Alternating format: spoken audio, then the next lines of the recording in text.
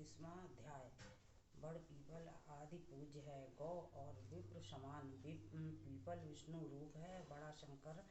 बड़ शंकर भगवान। ऋषियों ने पूछा, हे महर्षि, आपने बतलाया कि व्रती को पीपल और बड़ वृक्ष का पूजन करना चाहिए, सो ये पूजनीय क्यों है? ये वृक्ष देव रूप कैसे हुआ?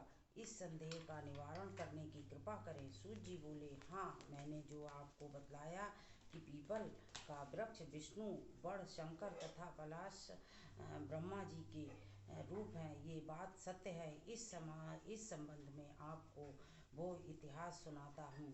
एक समय किसी उत्तम वन में भ्रमण करते हुए शिव पार्वती हंस विलास कर रहे थे कि वहाँ अग्नि आदि देवता मनोविनोद के लिए ब्राह्मण का रूप धार के पहुँच गए और तरह तरह से विघ्न करने लगे। पार्वती ने विषय सुख में विघ्न करने वाले देवताओं से कहा, कृमि और कीट आदि भी विषय सुख का ज्ञान रखते हैं, उसका महत्व समझते हैं तथा उसकी मर्यादाओं का उल्लंघन नहीं करते हैं। तुमने जो इस कार्य में विघ्न किया सो है देवताओं, तुम सभी जड़ वृक्ष हो जाओ। शुक जी बोले, पार्वती जी द्वारा दिए गए इस शाप के बस की समस्त देवता वृक्ष रूप हो गए। हे मुनि वृंदा, शाप के कारण जो समस्त देवताओं को दिया गया था, विष्णु, शंकर और ब्रह्मा भी क्रमश पीपल, बड़ और पलाश रूप वृक्ष हो गए। हे मुनिवर, आपने कहा है कि पीपल के वृक्ष का स्पर्श कर लें, शनिवार के दिन करना चाहिए, शेष दिनों में नहीं। हमें इस विषय में शंका है, कृपया हमें इस विषय में भी जानकारी दें कि ऐसा क्यों है। ओम नमो भगवते वासुदेवाय। तीसरा अध्याय। पीपल को शनि के दिन करते क्यों स्पष्ट? ये शंका मन में उठी, करिए दूर सहर्ष। सूत जी बोले, आपकी इस शंका के निवारण के लिए मुझे समुद्र मंथन वाली घटना याद दिलानी होगी। समुद्र मंथन में देवताओं को जो रत्न मिले उनमें कौस्तुभ मणि और लक्ष्मी विष्णु को प्राप्त हुआ। जब विष्णु ने लक्ष्मी को अपनी भार्या बनाने की बात स्वीकार की तो लक्ष्मी बोली, हे देव, मुझसे बड़ी बहन जब कुमारी है तो मुझ छोटी का विवाह आप पहले क्यों करते हो? सनातन धर्म के अनुसार बड़ी बहन का विवाह होने के बाद ही छोटी का विवाह होना चाहिए। ये सुनकर विष्णु ने उल्लक नामक तपस्वी के साथ अनुग्रह करके लक्ष्मी की बहन अलक्ष्मी का विवाह करा दिया।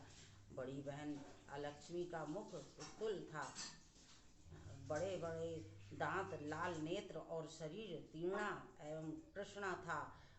धर्मयज्ञ मुनि उल्लक ने विष्णु की आज्ञा से उसकी अंगीकार कर लिया और अपने आश्रम पर ले आए।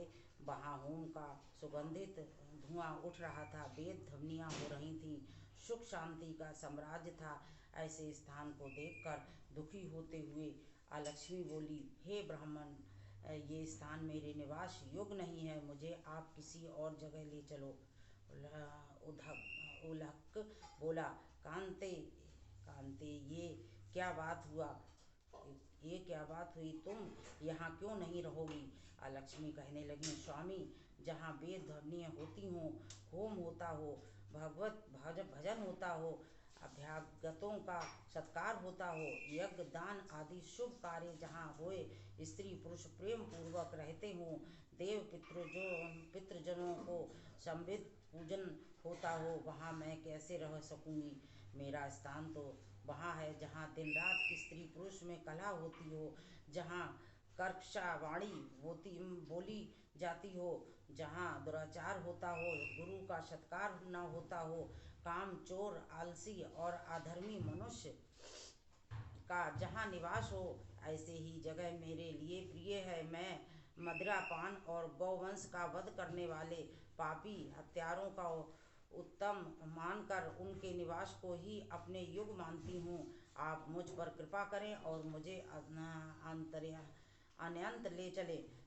उद्धलक ऋषि कुछ सोचकर बोले, हे कांते, जब तक मैं तुम्हारे योग्य स्थान की खोज करूं, तुम इस पीपल के वृक्ष के नीचे रहो। सूत जी बोले। इस प्रकार उस पीपल के वृक्ष के नीचे अलक्ष्मी को बैठाकर उद्दलक ऋषि उसके लिए उपयुक्त स्थान खोजने चले गए।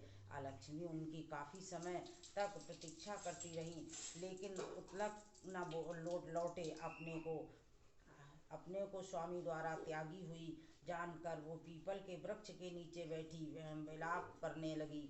उसके विलाप और रुदन से वैकुंठ में विराजी लक्ष्मी जी व्याकुल हो उठे। उसने विष्णु से निवेदन किया, हे दयालु, आपको यदि मैं प्यारी हूँ तो आप मेरी बड़ी बहन को, जो पति द्वारा त्यागी जाने से दुखी है, उसको जाकर धीरज दो, उसे समझाओ। तब भगवान विष्णु लक्ष्मी के साथ वहां पहुंचकर उसे धीरज देते हुए बोले, हे आलक्ष्मी, तुम चिंता क्यों करती हैं हो? तू इस पीपल को ही अपना आश्रयदान जान, यहीं पर रहे। ये मेरा अंश से उत्पन्न है, मेरा ही रूप है, और मैंने तुझे ये स्थान दिया है। प्रतिवर्ष कार्तिक पूर्णिमा को यहाँ पर तेरा पूजन होगा। जो व्यक्ति तुम्हारा पूजन पीपल के नीचे आज के दिन करेगा, उनके घर में तेरी छोटी बहन अचल होकर रहेगी, जिससे तेरी आकृति नहीं होगी। अब स्त्रियां द्वारा आज के दिन धूप दीप से तुम भी पूजित होगी, और जो प्रति शनिवार के दिन पीपल का सूत लपेट कर तुम्हारा पूजन करेगा, उनके मनोरथ सिद्ध होंगे। हाँ, रविवार के दिन जो तुम्हारा स्पर्श करेगा, वो दरिद्रता को प्राप्त करेगा।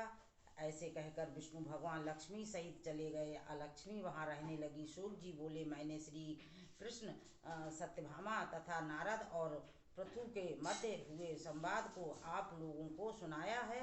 समस्त ऋषिगण अपनी जिज्ञासा को शांत करके आनंदित हो उठे। वे सब वहाँ से बद्रिका आश्रम दर्शन हेतु चले गए। इस पवित्र ज्ञान से परिपूर्ण कथा को जो भी मनुष्य पढ़े सुने, वो पापों से दूर रहकर अपने जीवन को सुखमय बनाएगा। ओम नमो भगवते वासुदेवाय।